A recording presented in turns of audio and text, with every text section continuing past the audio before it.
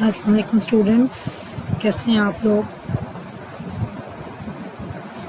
आज हम अपना दूसरा लेक्चर स्टार्ट करेंगे।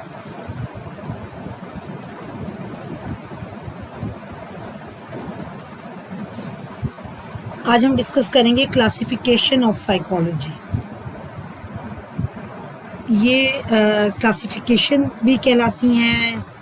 These are also known as types of psychology, fields of psychology, branches of psychology and approaches of psychology।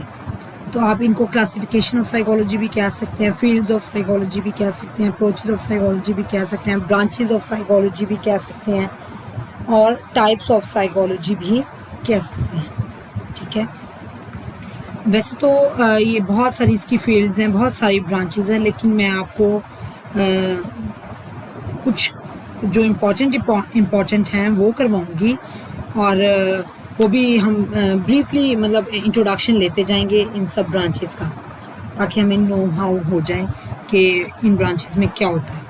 ठीक है, पहले मैं आपको थोड़ा सा नेम्स बता देती हूँ।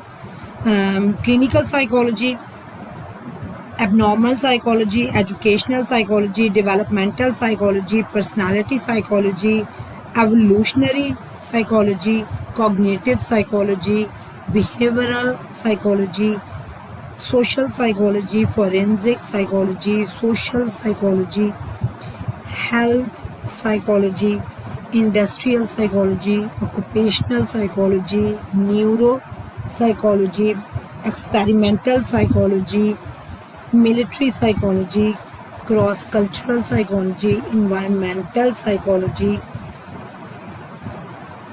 And counselling. ये काफ़ी हैं जो फील्ड्स हैं साइकोलॉजी की। इसमें से हम कुछ को डिस्कस करेंगे और उनका भी हम ब्रीफ इंट्रोडक्शन लेते जाएंगे। ठीक है, सबसे पहले है जी clinical psychology. Clinical psychology assess and treat mental, emotional and behavioral disorders. Clinical psychology concentrates on the intellectual, emotional, biological, psychological, social and behavioral aspects of human performance throughout a person's life. यानी clinical psychology का क्या काम होता है? ज़ाहिर है clinical psychology basically client deal करती है। ठीक है, क्लाइंट के जो भी प्रॉब्लम है वो डील करती है, चाहे वो इमोशनल हैं, चाहे वो बायोलॉजिकल हैं, चाहे वो साइकोलॉजिकल हैं, चाहे वो बिहेवियरल एस्पेक्ट्स हैं कोई, तो उन सब को डील करती है क्लिनिकल साइकोलॉजी। उनके प्रॉब्लम को समझने के लिए उनको प्रिवेंट करती है, उनको एलिवेट करती है, करने की कोशिश करती है, उस फंक्शनिंग को, उस डिस्ट्रेस को ख़त्म करने की कोशिश करती है जिसके साथ क्लाइंट हमारे पास आया होता है। ठीक है, it promotes an individual's wellbeing and personal development. Clinical psychologist का क्या काम होता है कि एक क्लाइंट आपके पास आया है, आपने उसके प्रॉब्लम को सुनना है। ठीक है, क्लिनिकल साइकोलॉजिस्ट प्रॉब्लम को सुनता है, उसकी हिस्ट्री टेकिंग करता है, उसके साथ रैपो बिल्डिंग करता है। ठीक है, उसके बाद उसका जो प्रॉब्लम होता है उसको सॉल्व करने की कोशिश करता है थ्रू साइकोथेरेपी और काउंसलिंग। ठीक है, और क्लाइंट को इस काबिल बनाया जाता है कि वो अपना जो प्रॉब्लम लेके आया है उसको सॉल्व करने के बाद एक हेल्दी लाइफ गुजार सके। ठीक हो गया, ये क्लिनिकल साइकोलॉजी का मेन वो फोकस होता है। और इसमें जो मेन की है सेंट्रल, वो साइकोथेरेपी और काउंसलिंग होती है। साइकोथेरेपी के थ्रू आप काउंसलिंग के और साइकोथेरेपी के थ्रू आप क्लाइंट को कह लें कि उसका जो ट्रीटमेंट होता है वो साइकोथेरेपी के थ्रू होता है, क्योंकि क्लिनिकल साइकोलॉजिस्ट जो होता है वो मेडिसिन नहीं दे सकता। साइकोलॉजिस्ट और साइकियाट्रिस्ट में यही डिफरेंस है कि साइकियाट्रिस्ट जो होता है वो उसके पास MBBS की डिग्री होती है और वो मेडिसिन सजेस्ट करता है, लेकिन साइकोलॉजिस्ट जो है वो काउंसलिंग के थ्रू, साइकोथेरेपी के थ्रू ट्रीटमेंट करता है अपने क्लाइंट का। वो उसको वो मेडिसिन नहीं दे सकता क्योंकि उसके पास MBBS की डिग्री नहीं होती, उसके पास क्लिनिकल साइकोलॉजी का डिप्लोमा होल्डर होता है वो साइकोलॉजिस्ट मेडिसिन नहीं दे सकता, ठीक है। साइकियाट्रिस्ट मेडिसिन दे सकता है क्योंकि उसके पास MBBS की डिग्री होती है। तो क्लिनिकल साइकोलॉजी बेसिकली क्या है कि वो क्लाइंट के इमोशनल प्रॉब्लम्स को भी डील करती है, बायोलॉजिकल उसके एस्पेक्ट्स को भी देखा जाता है। ये basically bio psycho social model के तहत वर्क करती है। क्लिनिकल साइकोलॉजिस्ट जो है वो बायो साइको सोशल मॉडल के तहत अपने क्लाइंट को डील करता है, उसके according bio psycho social model के अकॉर्डिंग अपने क्लाइंट को डील करता है। उसने क्लाइंट के बायोलॉजिकल फैक्टर्स भी देखने होते हैं,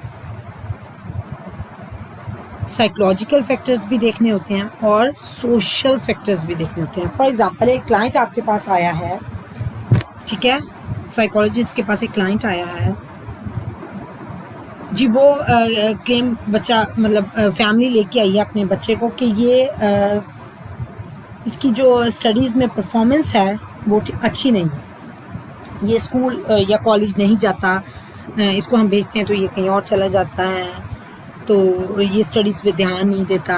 अब उसमें हम उसके बायोलॉजिकल फैक्टर्स भी देखेंगे कि इनहेरिटेड उनको कोई सच कोई ऐसी डिजीज़ तो नहीं है, कोई प्रॉब्लम नहीं है, कोई डिसऑर्डर उनके बच्चा मतलब ये अगर पेरेंट्स कह रहे हैं कि ये डिप्रेशन में रहता है या ये एंजाइटी है, ये मतलब इंटरेस्ट नहीं ले रहा किसी चीज़ में, स्कूल नहीं जा रहा, तो आप बायोलॉजिकल फैक्टर्स देखते हैं, ठीक है, कि आया कोई इसकी फैमिली में कोई प्रॉब्लम चला तो नहीं आ रहा पीछे से, पास्ट हिस्ट्री उसकी बायोलॉजिकल देखी जाती है कि कोई इनहेरिटेड कोई डिसऑर्डर तो नहीं चल रहा, डिप्रेशन की तो नहीं था किसी को, या कोई और डिसऑर्डर तो नहीं पीछे की कभी किसी को डायग्नोज हुआ, ठीक है। उसके बाद आप उसके साइकोलॉजिकल फैक्टर्स देखते हैं कि आया उसको प्रॉब्लम एज सच है क्या, वो डिप्रेशन का शिकार है क्लाइंट, या उसको एंजाइटी है, या उसको कोई OCD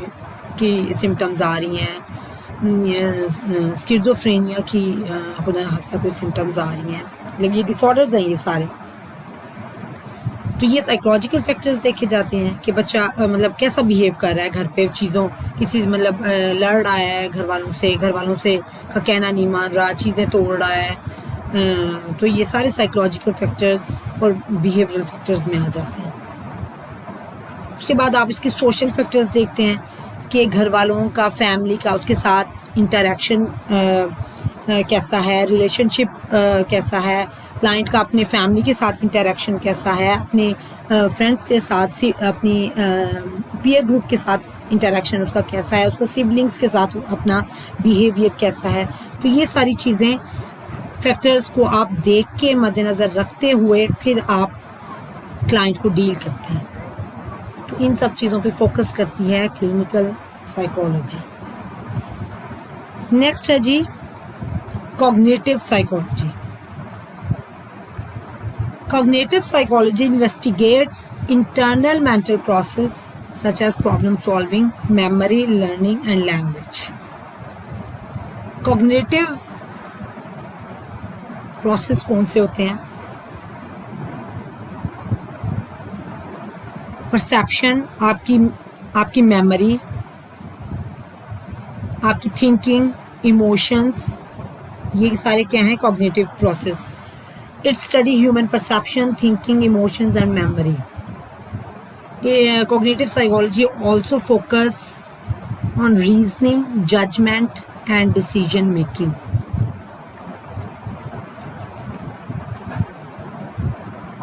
जैसे यानी कि कोई क्लाइंट आपके पास आया है, ठीक है, उसके सिम्टम्स आ रही हैं कि जी वो अपना लेसन याद नहीं कर पाता, सही तरह याद करता है तो भूल जाता है। तो कॉग्निटिव साइकोलॉजी मेनली फोकस करती है कॉग्निटिव प्रोसेस को, जिसमें आपकी परसेप्शन आ जाती है, आपकी थिंकिंग आ जाती है, आपके इमोशंस आ जाते हैं, आपकी मेमोरी आ जाती है। इन सब चीज़ों को फोकस करती है, इन सब चीज़ों को स्टडी करती है कॉग्निटिव साइकोलॉजी। ठीक हो गया। फिर उसके बाद जब मतलब क्लाइंट अगर एक मेमोरी प्रॉब्लम के साथ आया तो वो उसके फिर डिफरेंट टेस्ट होते हैं, टेस्ट अप्लाई किए जाते हैं कि ऐसे थोड़ी कि फैमिली ने कह दिया और आपने उस पर लेबल लगा दिया कि इसको ये प्रॉब्लम है। आप पहले जो साइकोलॉजिस्ट होता है पहले टेस्ट अप्लाई करता है डिफरेंट उसके सिम्टम्स के अकॉर्डिंग, और ये सारी ये सब जो सिम्टम्स होती हैं और जो ट्रीटमेंट होता है ये खुद से नहीं करते हम लोग साइकोलॉजिस्ट खुद से नहीं करते। हमारे पास एक स्टैंडर्डाइज्ड मैनुअल है जिसको DSM-4 कहा जाता है। DSM-4 diagnostic and statistical manual है। उसके अकॉर्डिंग हम सिम्टम्स देखते हैं, फिर हम डायग्नोज करते हैं, फिर डायग्नोसिस देते हैं कि आया इस क्लाइंट को ये डिसऑर्डर है। फिर उसके अकॉर्डिंग जो रिक्वायर्ड होती है थेरेपी, जो भी टेक्निक रिक्वायर्ड होती है वो अप्लाई की जाती है क्लाइंट पे। ठीक हो गया। तो यानी एक मैनुअल के, एक स्टैंडर्डाइज मैनुअल के अकॉर्डिंग क्लाइंट का ट्रीटमेंट किया जाता है। और साइकेट्रिस्ट के साथ साथ साइकोलॉजिस्ट की भी बहुत इम्पोर्टेंस होती है कि क्योंकि बहुत से क्लाइंट्स ऐसे होते हैं जिनको मेडिसिन के साथ साथ काउंसलिंग की ज़रूरत होती है, थेरेपीज़ की ज़रूरत होती है, जिसके लिए फिर साइकियाट्रिस्ट रेफर करता है पेशेंट को साइकोलॉजिस्ट की तरफ। ठीक है। नेक्स्ट है जी डेवलपमेंटल साइकोलॉजी।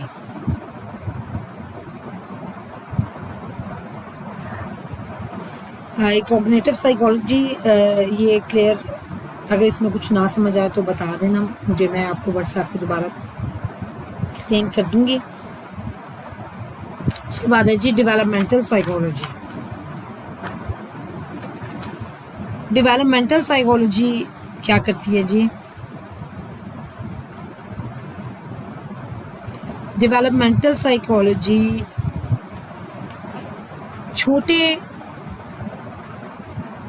बच्चे से लेके, इन्फेंट से लेके ओल्ड पीपल, ओल्ड एज तक हर एज को स्टडी करती है, हर एज पे फोकस करती है।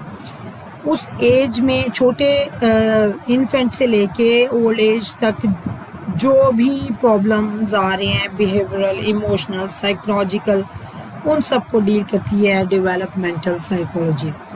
It's a scientific study of psychological changes that a person experience over the lifespan. अब एक बच्चा एक स्टेज से, बच्चा है, चाइल्ड है, वो एक स्टेज से दूसरी स्टेज की तरफ जा रहा है। ठीक है। उसमें फिजिकल चेंजेस भी आ रही हैं, साइकोलॉजिकल चेंजेस भी आ रही हैं।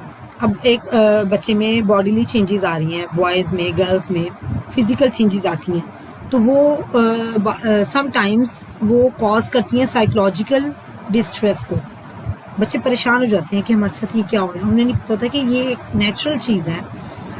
एक ये चेंजेस सब में आ रही हैं, आती होती हैं सब में। तो बात बच्चे जो हैं वो ज़रा स्ट्रेस ले लेते हैं। ठीक है। तो वो साइकोलॉजिकल उन इश्यूज़ को, जो भी इश्यूज़ उनको आ रहे हों, उन फिज़िकल चेंजेस की वजह से या किसी और वजह से साइकोलॉजिकल चेंजेस आ रही हैं, तो उन सब को डील करती है developmental psychology. Factors including milestones, motor skills, problem solving, acquiring language, moral understanding, emotion, self concept and identity formation. यानी ड्यूरिंग योर ग्रोथ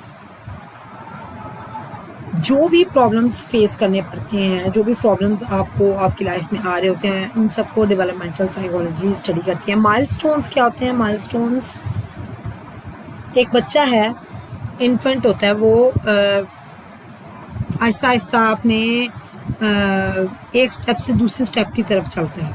माइलस्टोन्स क्या है कि एक बच्चे ने सबसे पहले, छोटा बच्चा है, वो आहिस्ता आहिस्ता नेक होल्डिंग स्टार्ट करता है। ठीक है। उसके बाद वो बैठना शुरू करता है, उसके बाद वो क्रॉलिंग करता है, आहिस्ता आहिस्ता वो पकड़ के चलता है, फिर वो चलना शुरू कर देता है, मोटर स्किल्स आ जाती हैं। तो सब ये क्या है, माइलस्टोन्स हैं, एक स्टेप से दूसरी स्टेप की तरफ जाना, एक स्टेज से दूसरी स्टेज की तरफ बढ़ना, ये माइलस्टोन्स हैं एक।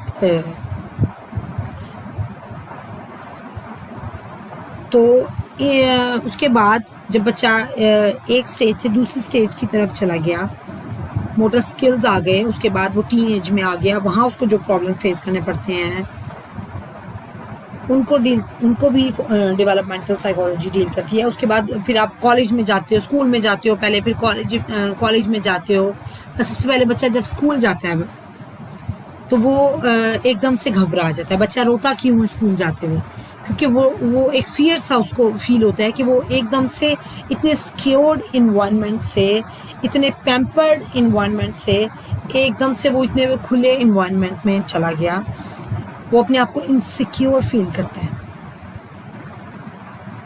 इसलिए बच्चा रोता है स्कूल जाते हुए कि वो एकदम से माहौल चेंज हो जाता है और एकदम से इतना बड़ा माहौल, वो परेशान हो जाता है। वहाँ उसको पैम्पर्ड करने वाले नज़र नहीं आते, उसके पेरेंट्स, उसकी मदर, उसके सिबलिंग्स। उसकी वजह से वो बच्चा खौफज़दा हो जाता है।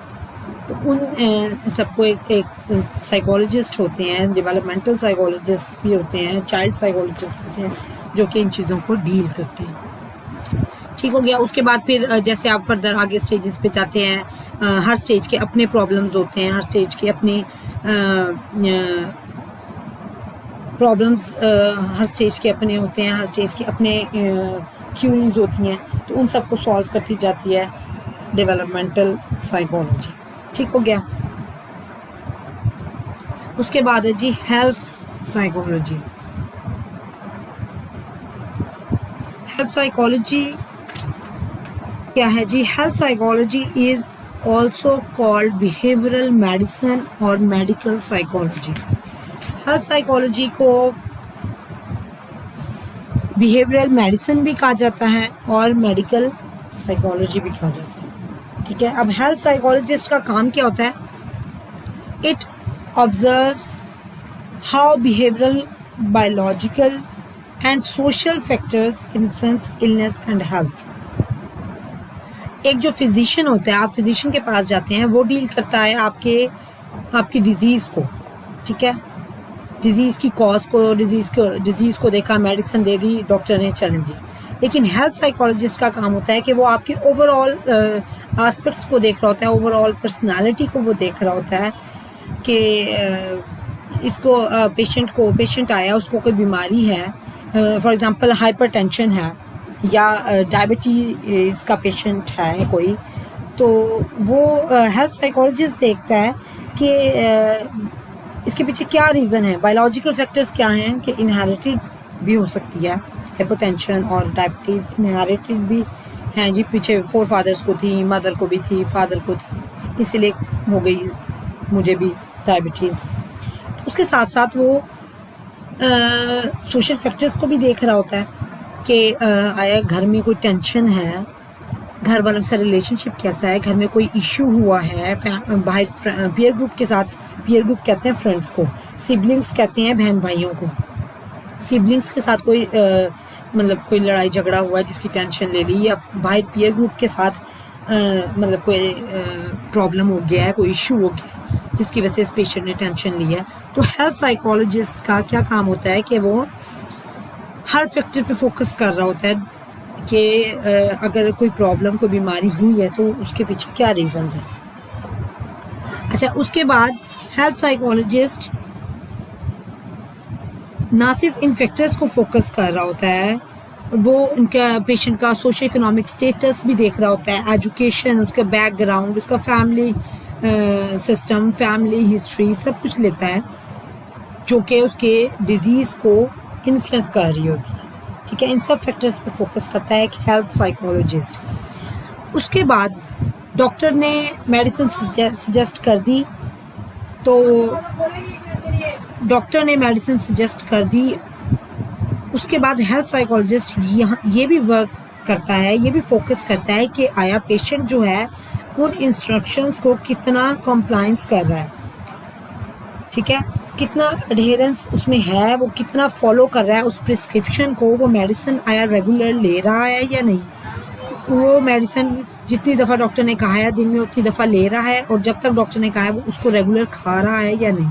इन सब चीज़ों को फोकस करता है एक हेल्थ साइकोलॉजिस्ट।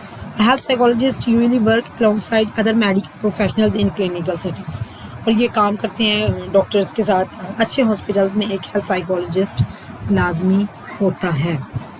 कि अब यहाँ तक अभी आप लोग इसको करें, नेक्स्ट फिर हम आगे इसको कंटिन्यू करेंगे नेक्स्ट लेक्चर में। ओके, टेक केयर, अल्लाह हाफ़िज़।